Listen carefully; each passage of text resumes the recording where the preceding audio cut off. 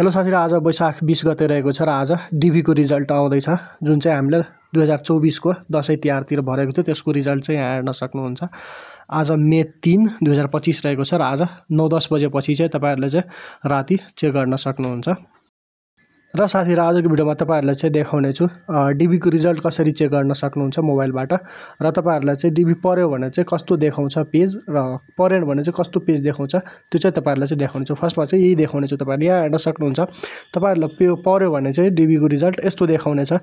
यस्तो पेज आउँछ, सेलेक्टेड भनेर चाहिँ यहाँ लेखेको जुन छ त्यो त्यस्तो चाहिँ देखाउँदैन, तर तपाईहरुको यस्तो देखाउँछ। यहाँ हेर्न सक्नुहुन्छ, यस्तो देखाउँछ। यो चाहिँ सेलेक्टेड भनेर चाहिँ लेखेको हुँदैन, यो त माथिबाट चाहिँ लेखिएको हो। तपाईहरुको यस्तो यहाँ हेर्न सक्नुहुन्छ, डेट, फुल नेम, एड्रेस, वान कन्ट्री अनि डियर युर नेम भनेर यस्तो चाहिँ तपाईहरुलाई चाहिँ लेखेको हुन्छ। यस्तो आयो भने चाहिँ तपाईहरुले चाहिँ बुझ्नुपर्ने हुन्छ तपाईहरुको डिभी पर्यो।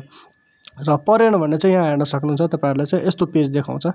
यहाँ हेर्न सक्नुहुन्छ, हैज नट बीन सेलेक्टेड भनेर देखाउँछ। यस्तो देखायो भने चाहिँ तपाईहरुले चाहिँ बुझ्नुपर्ने हुन्छ तपाईहरुको डिभी परेन। अब तपाईहरुले चाहिँ देखाउने छु कसरी तपाईहरुले चाहिँ डिभी को रिजल्ट चेक गर्न सक्नुहुन्छ।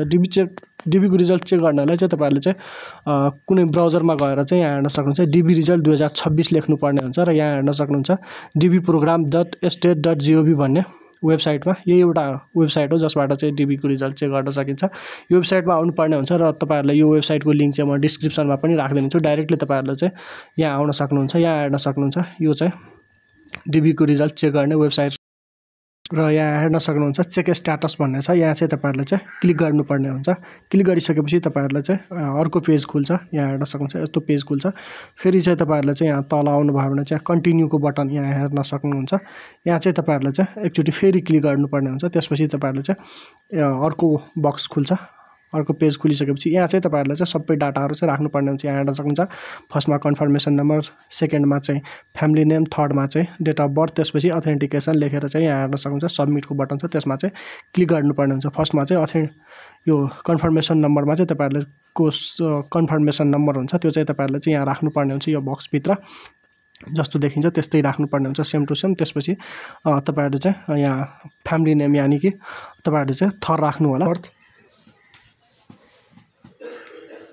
त्यसपछि यहाँ हेर्न सक्नुहुन्छ थर्ड नम्बरमा चाहिँ इयर अफ बर्थ लेख्नु होला। जस्तै 2001, 1970 कुन छ वर्ष मात्रै राख्नु होला, कुन वर्ष जन्मिनु भएको त्यो वर्ष राख्नु होला। र लास्ट चाहिँ अथेन्टिकेसन, तपाईहरुले चाहिँ के देख्नुहुन्छ त्यो चाहिँ यो बक्समा चाहिँ तपाईहरुले चाहिँ राख्नुपर्ने हुन्छ।